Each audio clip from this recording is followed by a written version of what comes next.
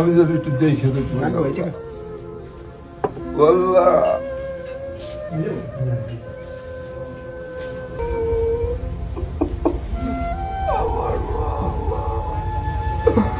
আমার টানা ভাই, আমার টানা ভাই, আমার টানা ভাই। আমার নাতির কি হবে, আমার মেয়ের কি হবে? এখনো বাবাকে খুঁজে ছোট্ট ফিরনাস। আর ওসমান হাদি গুলিবিদ্ধ হওয়ার পর থেকে গুরুতর অসুস্থ তার স্ত্রী রাবেয়া। কেঁদে কেঁদে এসব কথাই বলছেন ওসমান হাদির শ্বশুর। ভিউয়ার্স, পুরো ভিডিওটি শুরু থেকে শেষ পর্যন্ত দেখে অবশ্যই আপনার মতামতটি জানিয়ে দিন। দেশের কথা, দেশের মানুষের অধিকারের কথা বলতে গিয়ে নির্মমভাবে পৃথিবী ছাড়তে হয়েছে ইনকিলাব মঞ্চের মুখপাত্র শরীফ ওসমান হাদিকে। ওসমান হাদি খুব সাধারণ জীবন যাপন করতেন, আবার বিয়েও করেছিলেন খুব সাধারণ একটি পরিবারে। তার শ্বশুর বাড়ির আর্থিক অবস্থা খুবই সাধারণ।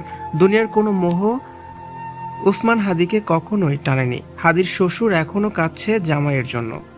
তিনি বলেন, হাদির কথাবার্তা ব্যবহার দেখেই তার হাতে আমার মেয়েকে তুলে দিয়েছি। কোনোদিনও আমার মেয়ের সাথে সে খারাপ ব্যবহার করেনি, আমাদের সাথেও খারাপ ব্যবহার করেনি।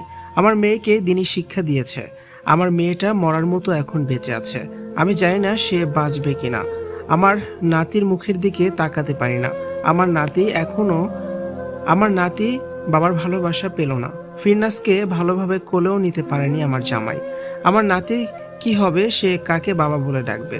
আমার নাতির জন্যই আমার কষ্ট লাগে বলেই তিনি অঝরে কাঁদতে থাকেন।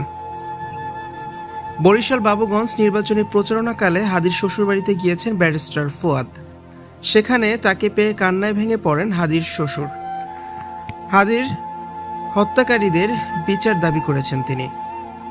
হাদির মৃত্যুতে পুরো পরিবার যেন এখন লণ্ডভণ্ড হয়ে গেছে। জামাইয়ের জন্য যেমন কাঁদছে শ্বশুর, তেমনি স্ত্রী, সন্তান সবাই হাদির মৃত্যুতে ভেঙে পড়েছে।